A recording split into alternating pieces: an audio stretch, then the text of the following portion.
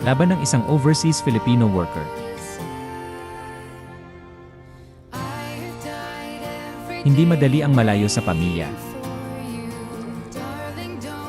Gabi-gabi akong napapagod, pero hindi pwedeng sumuko. May mga anak akong naghihintay. May magulang akong umaasa. Kaya kahit masakit, kahit malungkot, tuloy lang ang laban.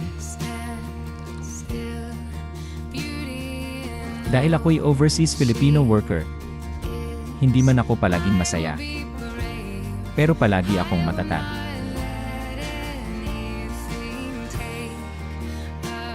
Para sa pamilya, para sa pangarap, para sa kinabukasan.